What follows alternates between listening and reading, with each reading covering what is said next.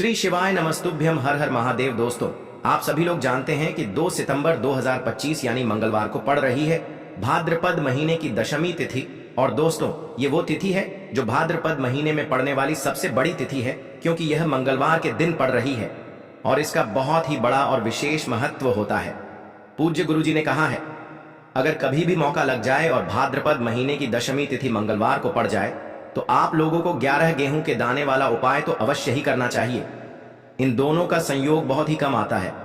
और दोस्तों, पूज्य गुरुजी ने अपनी शिव महापुराण की कथा में बताया है, इस दिन आपको 11 गेहूं के दाने वाला उपाय तो अवश्य ही करना चाहिए, क्योंकि ऐसा दिन पूरे साल में सिर्फ एक ही बार आता है।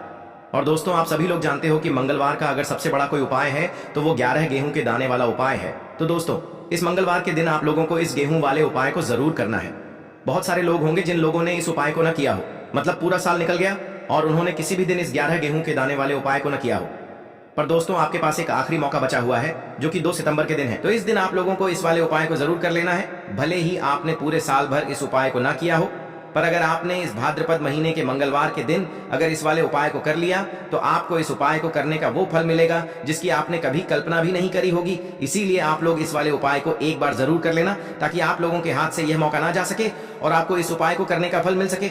दोस्तों, ये उपाय पंडित जी ने अपनी अभी की ही शिव महापुराण की कथा में बताया है, जिस उपाय को आज हम आपको बहुत अच्छे से समझाने वाले हैं। इस वीडियो को देखने के बाद इस उपाय को समझने के लिए आपको कोई और वीडियो को देखने की जरूरत नहीं पड़ेगी। तो चलिए दोस्तों, उपाय को शुरू करते हैं। देखिए, यह इस भाद्रपद महीने के मंगलवार के दिन यह इतना खास होता है, इतना महत्वपूर्ण होता है। देखा गया है कभी कभी बड़े बड़े पूजा पाठ अनुष्ठान से जो मनोकामना पूर्ण नहीं होते, वो इस भाद्रपद महीने के मंगलवार के दिन एक छोटे से उपाय करने से ही आपकी मनोकामना पूर्ण हो जाती है। और बहुत सारे लोगों ने इस उपाय को किया भी है और उनको इस उपाय को करने का फल भी जरूर मिला है। अगर आप लोग भी इस उपाय को मंगलवार दशमी के दिन करना चाहते हैं तो आप इस उपाय को पहले अच्छे से समझ लेना, सुन लेना, उसके बाद करना। आपको इस उपाय का फल जरूर मिलेगा। और इस उपाय को कर लेने से आपके घर में चाहे किसी भी प्रकार की दुख और समस्या क्यों ना चल रही हो, आपको उसका कारण भी नहीं पता है कि भाई ये समस्या किस कारण से चल रही है, उसका कुछ भी कारण हो सकता है, जैसे पितृदोष हो सकता है या किसी भी तरह का मंगल दोष भी हो सकता है। तो इस दिन आप लोगों को यह वाला उपाय कर लेना है। ये एक ऐसा उपाय है जिस उपाय को अगर किसी विशेष दिन पर किया जाए तो भाई उस विशेष दिन का जो है वह तो हमें मिलता ही मिलता है, पर हमने उस दिन पर इस उपाय को किया है तो हमें उससे भी बड़ा फल मिलता है और फल बहुत जल्दी मिलता है, क्योंकि आप इस उपाय को बहुत ही बड़े और विशेष दिन पर कर रहे हो। तो चलिए अब उपाय के बारे में बात करते हैं, लेकिन उससे पहले आप लोगों को यह जानना आवश्यक है कि आखिर यह उपाय किस समय करना है, किसको करना है और कैसे करना है। तो चलिए हम आगे आपको वीडियो में एक एक करके बता देते हैं। लेकिन उससे पहले अगर आप लोग हमारे चैनल पर नए हैं तो हमारे चैनल को सब्सक्राइब कर लेना और इस वीडियो को लाइक करके कमेंट बॉक्स में श्री शिवाय नमस्तुभ्यम ओम नमः शिवाय जरूर टाइप कर देना। और अपने फायदे के लिए, गरीबी दूर करने के लिए इस वीडियो को पूरा देख कर जाना, तभी आपको लाभ की प्राप्ति होगी। यदि आज आपने वीडियो को बीच बीच में से देखा, काट काट कर देखा, तो आपको जीवन में कभी सफलता हासिल भी नहीं होगी। तो दोस्तों, इस 11 गेहूं के दाने वाले उपाय को हमें इस मंगलवार के दिन कैसे करना है, किसको करना है, किस समय करना है और कहां पर करना है, ये सारे सवालों के जवाब आपको इस वीडियो में मिल जाएंगे। और जो ये वीडियो देखेगा भाई, उसको 11 गेहूं के दाने वाला उपाय जरूर करना चाहिए, क्योंकि इस दिन एक गेहूं के दाने का भी बहुत ही बड़ा और विशेष महत्व होता है। और जब बात आ जाए 11 गेहूं के दाने की तो ये सोने पे सुहागा वाली बात हो जाती है और ये एक बहुत ही बड़ा उपाय हो जाता है इस मंगलवार दशमी तिथि। अब हम समझते हैं इस वाले उपाय को हमें करना किस समय है। इस 11 गेहूं के दाने वाले उपाय को हमें इस मंगलवार के दिन करना किस समय है। तो देखिए, इस उपाय को करने का जो समय है वह सुबह का समय है और शाम का समय भी है। अब देखिए, यहाँ पर हम मुख्य रूप से सुबह का समय नहीं बोलेंगे, क्योंकि 2 सितंबर मंगलवार दशमी का दिन है और इस दिन प्रदोष काल के समय का बहुत महत्व होता है। बाकी अगर सुबह के समय भी करेंगे तो भी अच्छा होगा, उसमें कोई भी दिक्कत वाली बात नहीं है। तो चलिए जानते हैं इस विशेष उपाय के बारे में।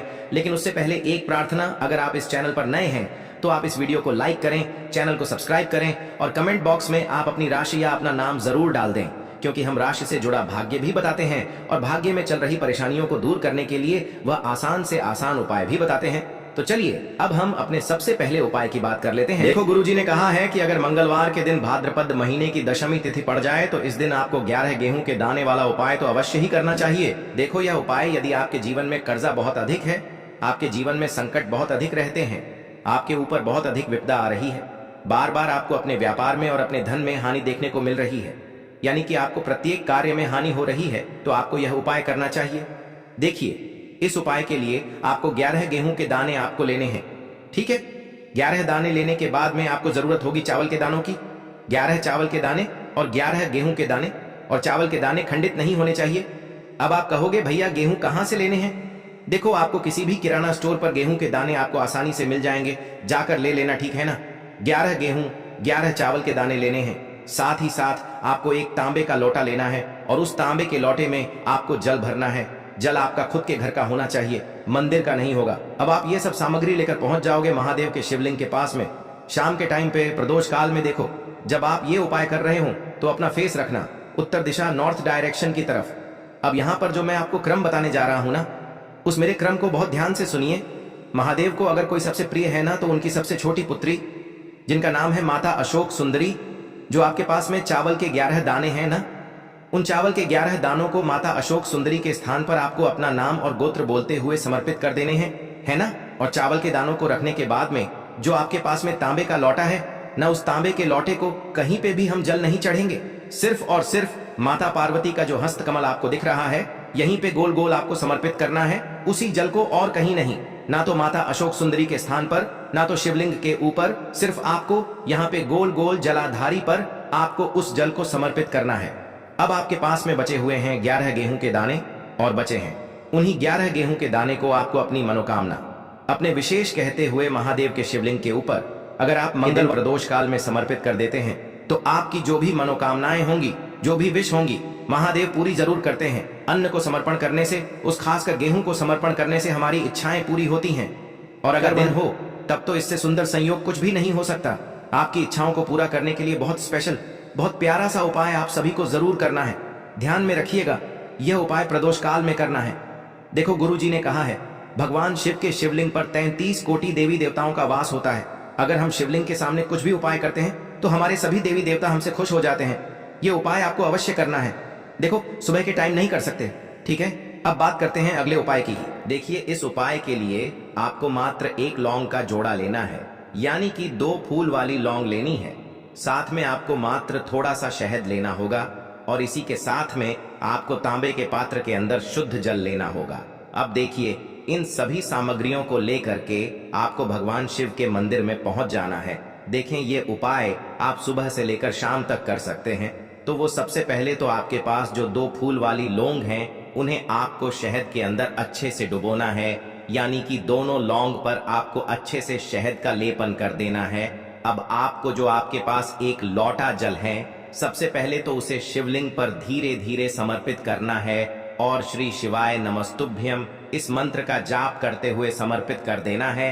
अब आपके पास जो 2 फूल वाली लौंग है, शहद से उसे आपको शिवलिंग पर अर्पित करना है, और आपको प्रार्थना करनी है कि जीवन में जो रोग की स्थिति है वे समाप्त हो, जीवन के जो संकट और समस्याएं हैं वह सभी समाप्त हो, जीवन से जो कर्ज की समस्या है वह समाप्त हो।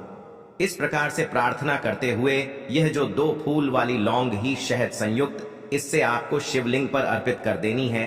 आपकी जो भी समस्या होगी इस मंगलवार के दिन अवश्य ही समाप्त हो जाएगी। तो इस प्रकार से आपको पहला उपाय करना है।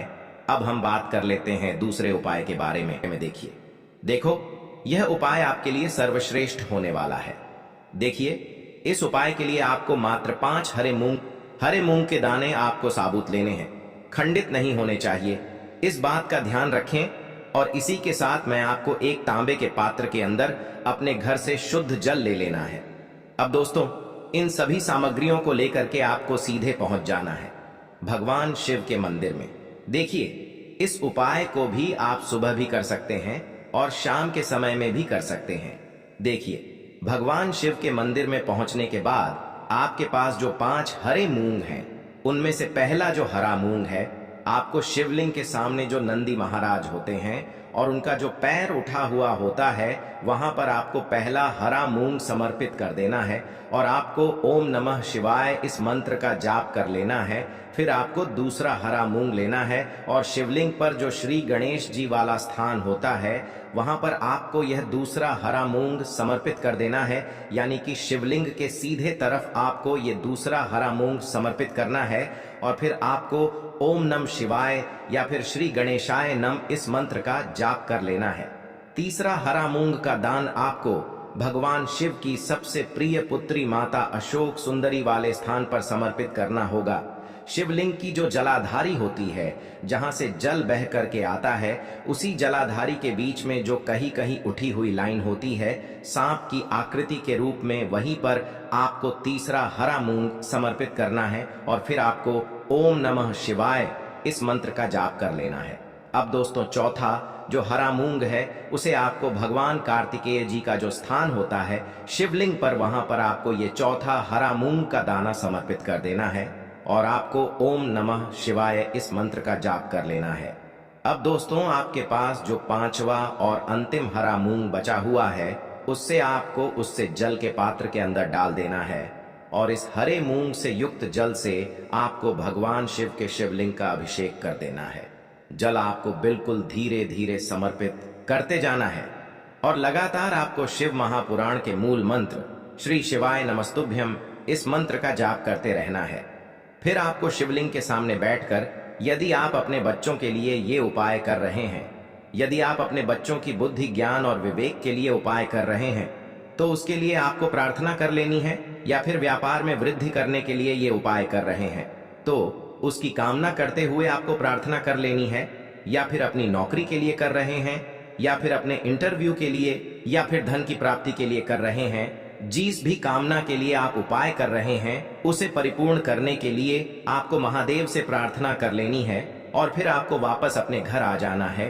पूज्य गुरु जी ने कहा है कि जो भी व्यक्ति इस उपाय को कर लेता है तो यकीन मानिए आपके जीवन की जो सारे संकट, कष्ट और बाधाएं ही वो सभी समाप्त होंगे। अब हम बात करते हैं अगले उपाय की। इस उपाय के लिए आपको एक दीपक लेना है। दीपक आप मिट्टी का भी ले सकते हैं और शुद्ध आटा मढ़कर उसका दीपक भी आप तैयार कर सकते हैं। दीपक के अंदर गोल बाती का प्रयोग करना है और दीपक के अंदर आपको शुद्ध घी का प्रयोग करना है। इसी के साथ मैं आपको मात्र एक फूल वाली लौंग लेनी होगी। अब यह एक दीपक और एक फूल वाली लौंग लेकर के सीधा आपको पहुंचना होगा बरगद के वृक्ष के वहां पर। देखिए, सबसे पहले तो आपके पास जो एक फूल वाली लौंग है उससे आपको बरगद के वृक्ष की जड़ में समर्पित करना है।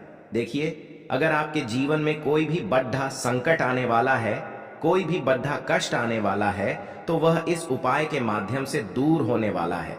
महादेव की विशेष कृपा रहेगी कि जो भी संकट आपके जीवन में आने वाला होगा वह भी दूर हो जाएगा। तो आपको एक लौंग समर्पित करनी है बरगद के वृक्ष की जड़ में, और वहीं पर आपको जो है गोल बाती वाला दीपक जो आप लेकर के गए हैं उससे भी वहां पर प्रज्वलित कर देना है। वटकेश्वर महादेव का स्मरण करते हुए देखिए, जब भी आपको जीवन में इस साल लगने लगे कि आपके जीवन में कुछ भी अच्छा नहीं चल रहा है, तब भी आप कोई उपाय करना है तो इस प्रकार से आपको ये उपाय करना है। अब हम जान लेते हैं चौथे विशेष उपाय के बारे में। देखें, यदि आपके विवाह में, शादी में कोई भी समस्या आ रही है, यदि आपका जो कर्ज है वह दिन पर दिन बढ़ते ही जा रहा है, तो आपको ये चमत्कारी उपाय करना चाहिए। कोई भी समस्या अगर जीवन में है तो उसे दूर करने के लिए आप कोई उपाय करना चाहिए।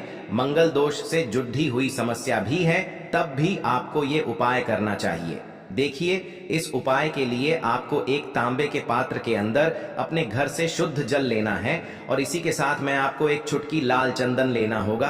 अब आपको क्या करना है कि जो लाल चंदन आपने लिया है उसे आपको उससे जल के पात्र के अंदर डाल देना है और ये जल्द जो है आपको लाल चंदन से युक्त तैयार कर लेना है।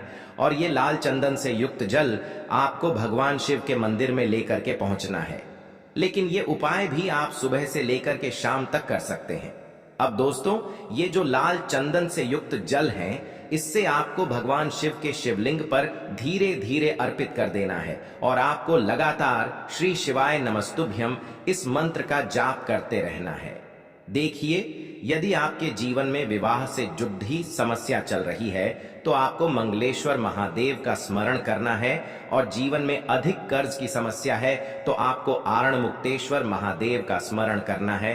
देखना, एक दिन आपकी सब तरह की समस्या जल्दी ही समाप्त हो जाएगी। तो इस प्रकार से आपको ये चौथा उपाय करना है। अब हम जान लेते हैं अंतिम और पांचवें उपाय के बारे में। देखिए, मंगलवार का दिन है और हनुमान जी भगवान शिव के रुद्र अवतार हैं, तो यह उपाय और भी खास हो जाता है। तो ये जो उपाय है विशेषकर आपको हनुमान जी के वहां पर ही करना होगा। देखिए, जब भी आपको ऐसा लगने लगे कि आपके जीवन में जो कर्ज है वह समाप्त ही नहीं हो पा रहा है, दिन प्रतिदिन बढ़ते ही जा रहा है, कष्ट जो है वह दिन प्रतिदिन बढ़ते ही जा रहे हैं, कष्ट जो है वह समाप्त ही नहीं हो पा रही है, यानी कि जीवन में जब भी कोई विपदा आती है, संकट आता है, तो हमें संकट मोचन हनुमान जी के मंदिर में जाना चाहिए। लेकिन यह उपाय बहुत ही खास है। इस उपाय के लिए आपको एक चौमुख दीपक तैयार करना होगा। आपको एक दीपक लेना है, दीपक के अंदर 4 बातियां लगानी है। देखो, बाती के लिए आपको मोली वाला धागा आता है कलावा का, उसकी भी बना सकते हैं, या फिर आप सफेद रुई की जो बत्तियां हैं उन्हें भी बना सकते हैं। अब आपको लेना है एक कटोरी सरसों का तेल, और अब इस दीपक के अंदर या तो आपको चमेली का तेल डालना है, या फिर जो आपने एक कटोरी सरसों का तेल लिया है उसमें आपको सरसों का तेल डालना है, और इसी के साथ में आपको मात्र एक फूल वाली लौंग भी लेनी है। देखिए, अब जो ये दीपक है और लौंग है, इन दोनों का आपको हनुमान जी के मंदिर में लेकर के पहुंचना है। अब सबसे पहले तो ये जो चौमुखी दीपक है, इसे आपको हनुमान जी के सामने प्रज्वलित करना है। दीपक को प्रज्वलित करने के बाद आपको वहीं पर एक बार हनुमान चालीसा का पाठ करना है, या फिर आप आरणमोचक मंगल स्तोत्र का पाठ भी कर सकते हैं। अब आपके पास जो एक फूल वाली लोग है, उनसे आपको अपने सीधे हाथ में रखना है। आपको प्रार्थना करनी है हनुमान जी से कि जीवन की जो भी संकट है, विपदा है, वो सभी आपकी कृपा से दूर हो। और ये जो एक लौंग है, इससे भी आपको उससे चौमुखी दीपक के अंदर